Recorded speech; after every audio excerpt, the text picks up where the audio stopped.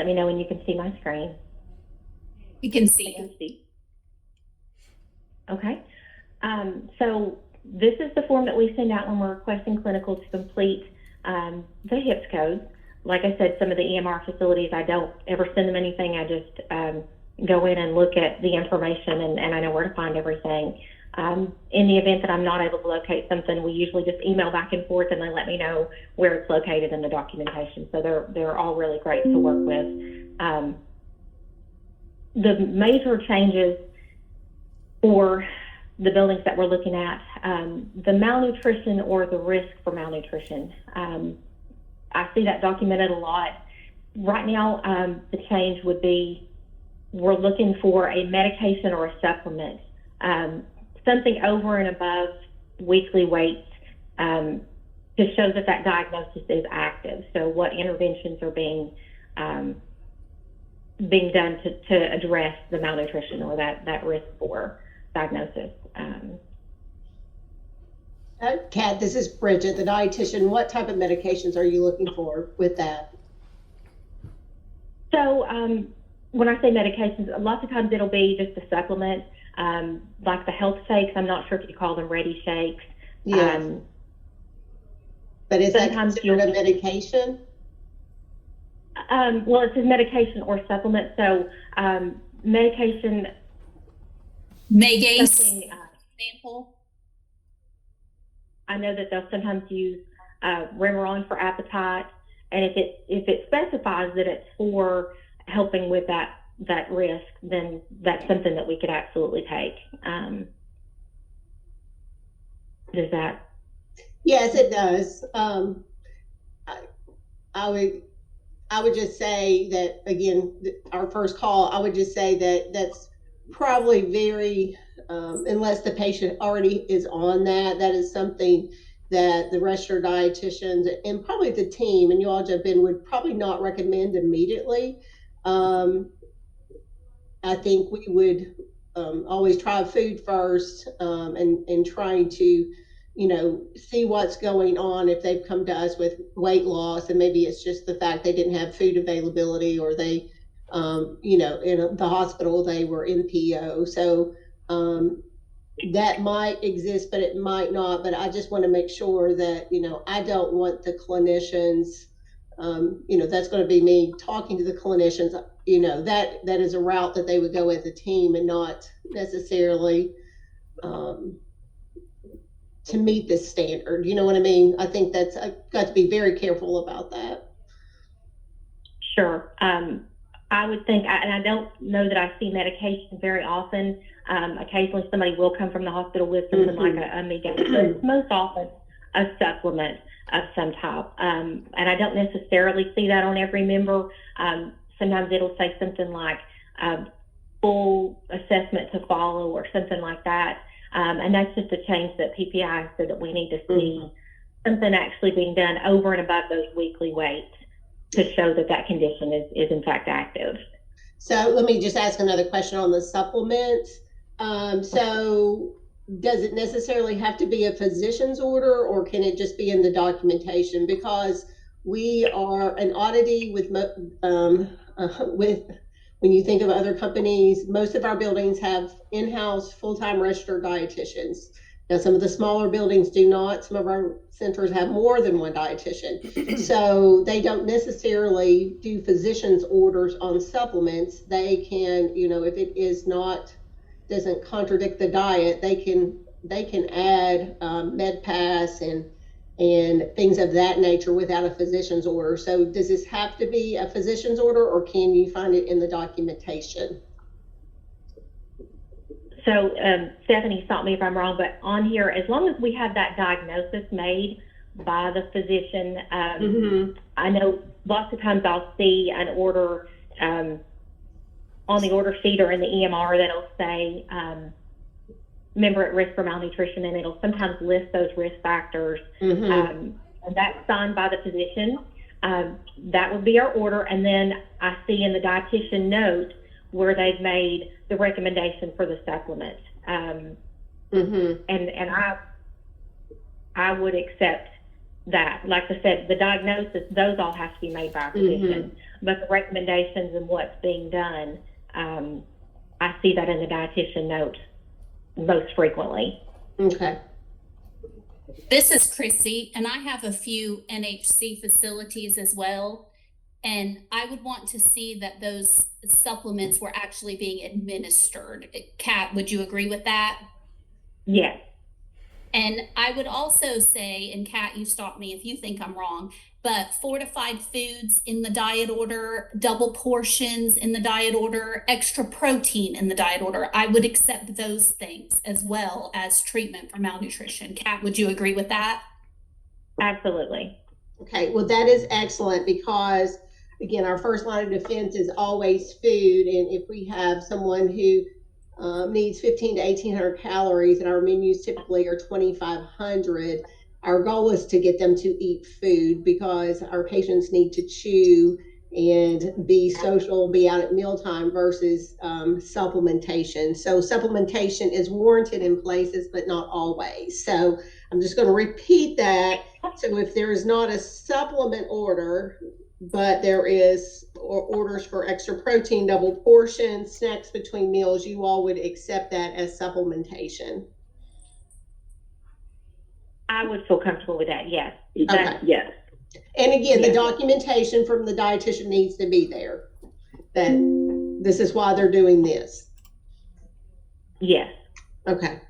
Thank you. And then we've got that order in place. That's something I always see is the malnutrition, the risk for that order is in place. Yes. Position. So Yes, absolutely. I understand that comes first. And so then it says over and above weekly weight. So you're just saying weekly weights, the prior things plus weekly weights, which the goal is we weigh weekly upon admission for 4 weeks. Yes. So again, we're looking for something over and above that. So the supplements we talked about, the fortified foods, the extra protein. Yes. Okay. Thank you. Thank you. Again, a lot on this list. We already see from your facilities. I don't have any issue. We always get that signed MAR and TAR that shows things are being completed. The correct care is detailed. Isolation, all of that is always provided. If for some reason I can't see that the members in the private room, the facilities are great about getting me that information. The other thing that I think would be more of a change is the morbid obesity. So now we have to actually see a documented weight loss plan or a low-fat diet, something that's going to treat that morbid obesity and not just the BMI alone. Going back to those interventions, something to show that that's being treated and not just a stable condition. I have a question. This is Christy. I have a question about the morbid obesity, but then I'd like to go back to the isolation piece also. On the morbid obesity, what about that patient who doesn't want to be on low fat or weight loss, or because we know that those diagnoses still impact the care, and they require more resources from staff with ADLs. But I'm just thinking, also meds, shouldn't be a cause to include or preclude a diagnosis. So just wondering about that. If you've got somebody that's non-compliant that doesn't desire and they, can make that decision themselves of being on that. I mean, I can identify with this, trust me. So anyway, I just wondering about the stringentness of that. So you're saying if there's documentation in place that this has been offered to the member and they've declined, that they don't wish to do the weight loss plan or the low fat diet? Correct. And let me just add there, it's when they, again, if someone is coming to us with that diagnosis, typically, again, they're going to be more in a controlled situation and with a balanced diet. And sometimes the morbid obesity is definitely not the main issue. It's the other issues related, the comorbidities related. And I think having them in a more controlled environment and doing foods that they like. Or again, it's that balance. Again, we have dietitians who are working with these patients, and it may not be the low fat. They may need to be on a diabetic diet, which will in turn be a low fat. So I don't know if it's just specifically saying a low fat diet, but again, if in their home or they're eating 4 to 5,000 calories a day, again, they're in more of a controlled environment. And I think from weight loss probably will happen organically. And again, that may not be the main care driver at this admission. And sometimes morbid obese patients are malnourished too, just from their eating poor calories and not nutritionally dense calories. I understand. For this point, if we could, I apologize, if we could follow up with our PPI team to get more clarity on that, would that be? Would that okay? We'll reach out to them and present your concerns and get further guidance. We'll let you know what we come up with, but thank you. You're welcome. And I know you had a question about the isolation before I go on further down. Yes, thank you. On the just the piece of information that says we're provided in room each day of the ARD.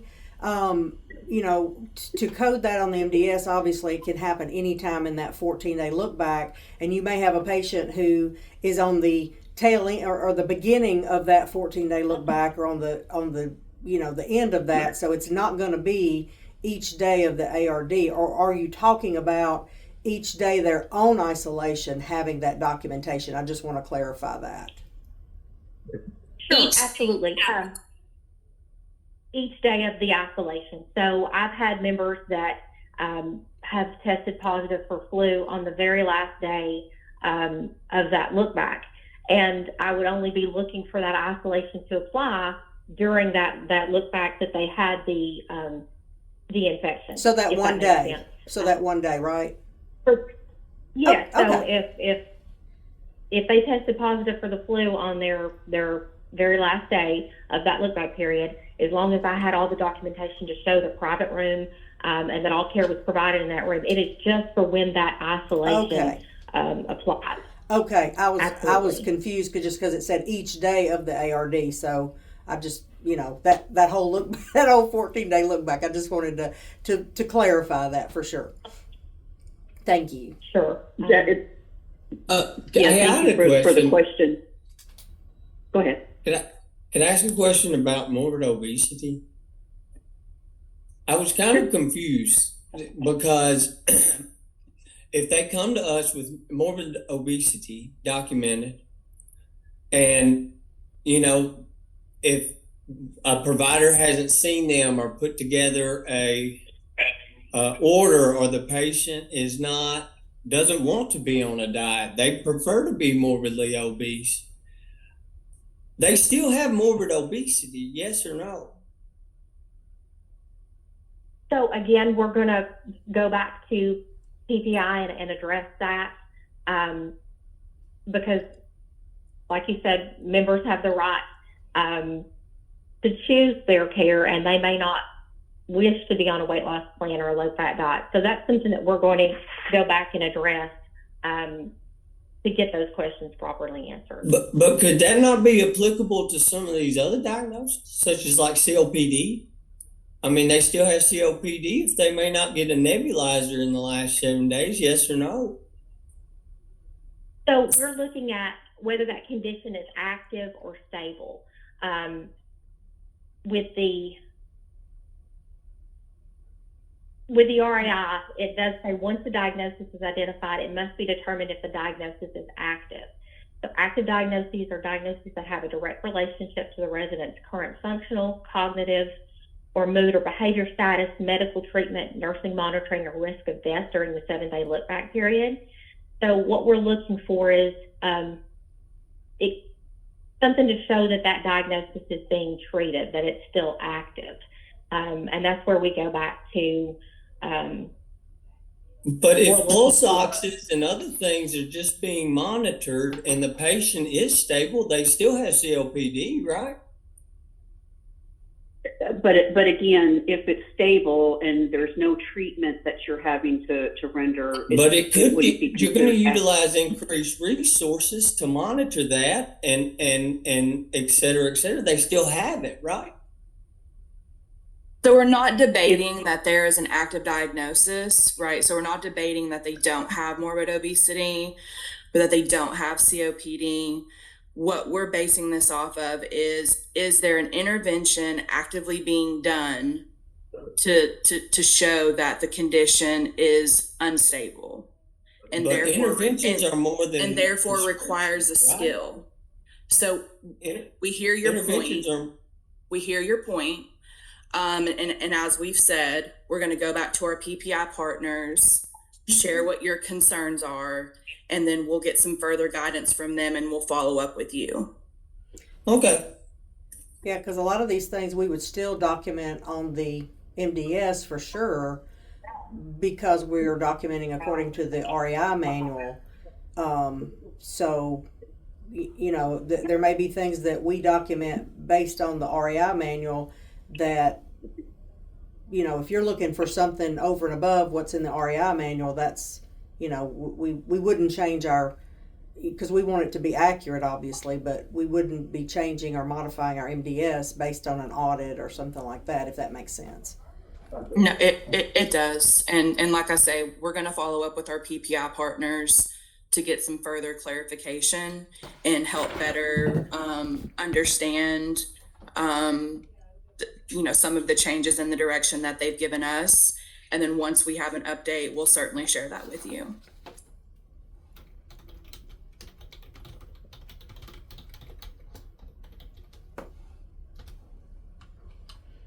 Were there any other questions?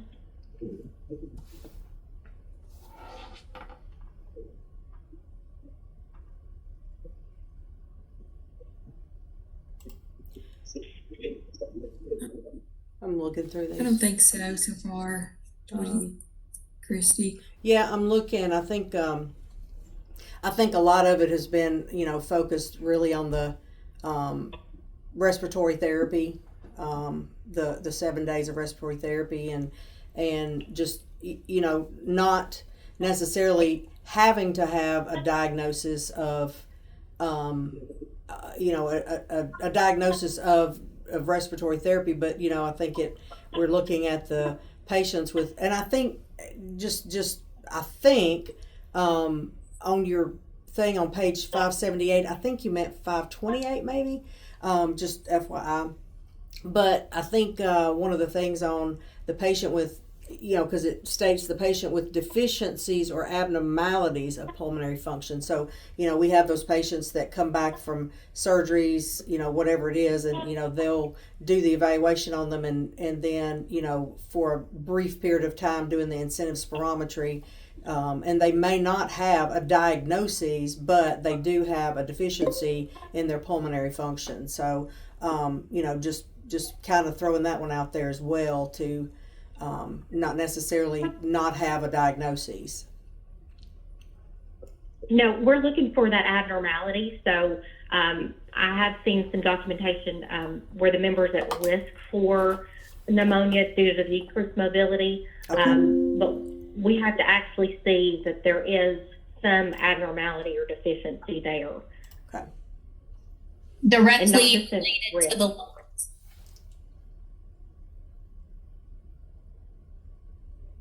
Could you repeat that, Christy? I didn't hear you. Directly related to the lung function. So post-operative patients, we don't count it because a lot of times it could be related to immobility. It could be related to pain. If we correct the pain, we can get the patient to take the deeper breaths. If we get them up and get them moving around, we can, of course, increase their lung function. So when we look at the 7 days of respiratory therapy, we're looking at specific abnormalities directly related to the lungs is how we've been instructed to look at that component. And then Creasy, I'm right, that appears a little different than the RAI with Right. us. Right, and I guess that was my next question. That's our struggle. Because Humana is a Medicare replacement policy, right? Yes, ma'am. Okay, so I guess that's kind of my confusion is, as we follow the REI manual, but then there's, over and above that from the Medicare replacement policy. So that's kind of what we're, looking at today.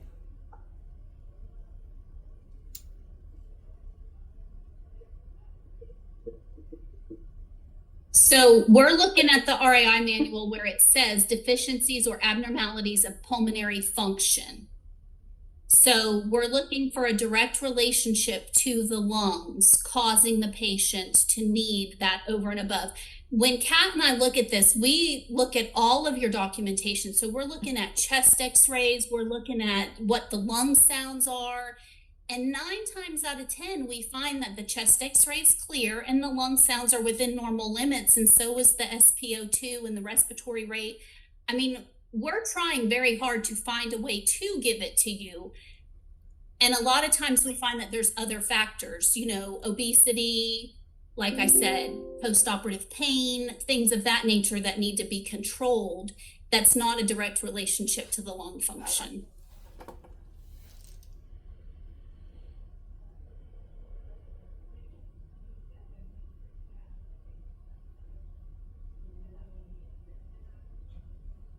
Does that help?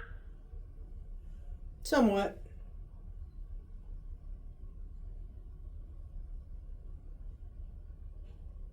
Did you have any other questions?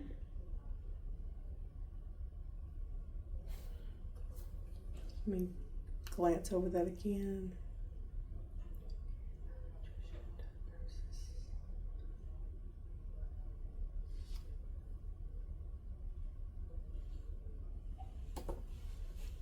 Bridget, do you have anything about the diabetes?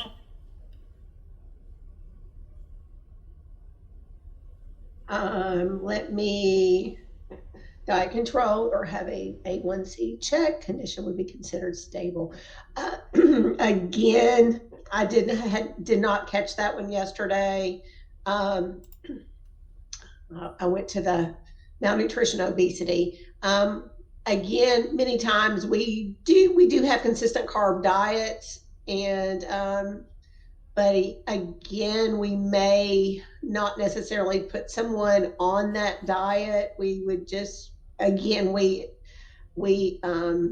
assess them and individualize care. So that's a question. It's almost like the morbid obesity if they want to be on a regular diet. Again, we're in a controlled situation. Carbohydrates are controlled even on a regular diet. So yes, I would, if you all can put that in the question pool about morbid obesity, that would be great. Because I would think there's other things going on to, again, I'm the dietitian, but again, I'm sure blood sugars are being checked. There may be medications and the diagnosis is still there. But treatment may be different. The treatment may be the driver and not necessarily the diet. So if the member was getting the blood sugars checked or was on oral medications, then that would be, the diagnosis would be considered active and we would give credit for that. Okay, so this is only if there's a diagnosis and there's no other treatments going on. So you're saying that the diabetes is being controlled by diet? Only in that way. So yes, if they were checking the sugars, doing the medications, and that member still elected to be on a regular diet, then we could give credit for that because the interventions are in place with the sugar checks or medicines like metformin and things like that. So so having their hemoglobin A1C check, can that be in the hospital, or when is that happening with their stay with us under Humana? So if that's the only thing that's being used, to monitor, then that condition would be considered stable and not active Okay. if they're only checking the A1C.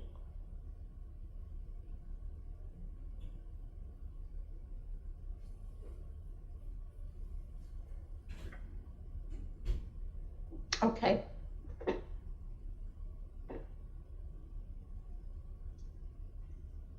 Do we have a time frame of when, we'll have an update of once y'all go back to your discussions?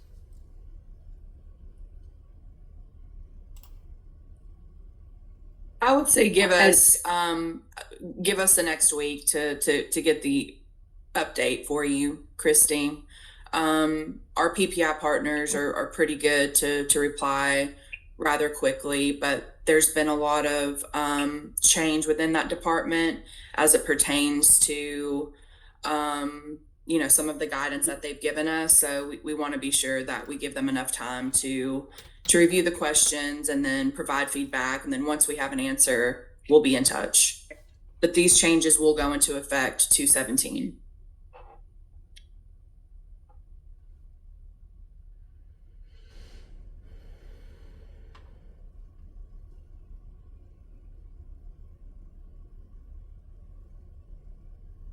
Any other questions?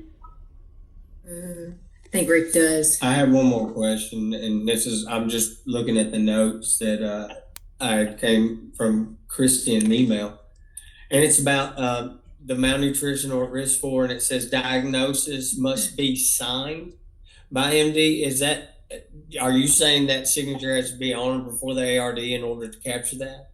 Because the RAI manual just says it has to be documented. And my beef is within our EMR, things might get documented today by the doctor, but not get signed until tomorrow. And if today's the ARD, I still, my opinion, it's documented by the provider in the ARD. So yes, if that diagnosis is documented by the provider within that time frame. But even if it's a verbal order though, too, because it's documented in that time frame, right? And Chrissy, correct me if I'm wrong, but we do accept verbal orders, yes. Absolutely. And it has to be signed by the physician because the RAI manual states only physicians, NPs, and PAs can make diagnoses. No, I understand that. But what I'm saying is, in order for us to capture that, if the ARD is today and the doctor doesn't sign it until next week, we could still capture it if the ARD is today and it's not signed until next week because it's documented today, correct? Verbal orders count. Yes. Yes, sir. Okay. Or if it was transcribed and not signed until tomorrow or dictated, right? For example, I had a doctor go in and type a note one day or do it on Dragon. And he documented it in the EMR on Dragon. And it was on the ARD and it was on COPD. But he did not sign that note until the next week.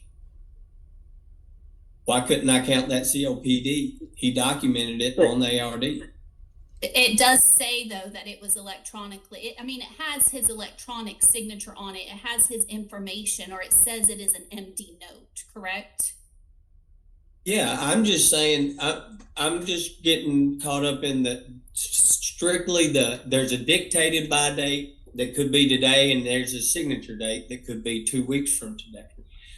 Meaning that the doctor dictated that note today, talked into a phone, front-end speech recognition, somebody overseas typed it for him, but he may not go in and actually physically sign the note that he dictated today until 2 weeks from now. However, But the physician documented it in the ARD because he dictated the note in the ARD, well, correct? it does say signed or made. So I just see document.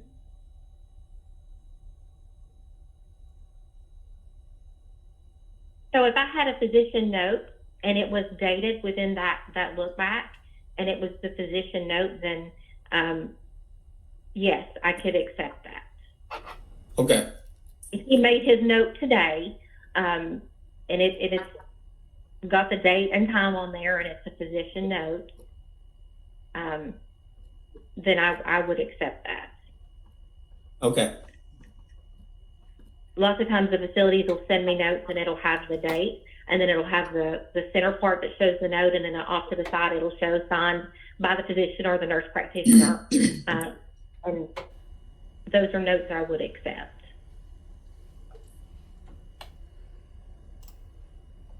Thank you.